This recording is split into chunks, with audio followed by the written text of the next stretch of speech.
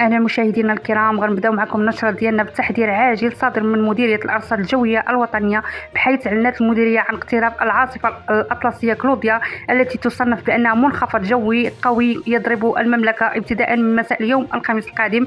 وتفيد التوقعات الرسمية بأن العاصفة ستجلب معها أمطار غزيرة وعواصف رعدية مصحوبة برياح قوية تتجاوز السرعة ديال المعدلات الطبيعية، إضافة إلى تساقط الثلوج على المرتفعات، مما يستوجب تعزيز تدابير السلامة وتوخي أقصى درجات الحيطة والحذر. المنتظر أن تصل العاصفة كلوديا إلى السواحل المغربية بعد زوال يوم الخميس، حاملة معها اضطرابات جوية قوية وأجواء شتوية بامتياز. متوقع أن تجلب العاصفة رياح قوية وأمطار عاصفية ستشمل عدد من مناطق البلاد، خصوصا السواحل الأطلسية والمرتفعات الجبلية للأطلسين الكبير والصغير، إضافة إلى مناطق الشرق والأقاليم الجنوبية. كما يتوقع أن تعرف مناطق سوس والشياضمة والرحامنة وعبدة ودكالة وزعير والشاوية والغرب والريف ومراكش تساقطات مطرية مهمة قد تكون مصحوبة بعواصف رعدية محلية. كما يرجح أن تشهد قمم الأطلس الكبير والصغير تساقطات للثلوج مع انخفاض محسوس في درجة الحرارة، معلنة بذلك فصل شتوي بامتياز. كما دعت السلطات جميع المواطنين إلى أخذ الحيطة والحذر، خاصة في المناطق الجبلية والساحلية،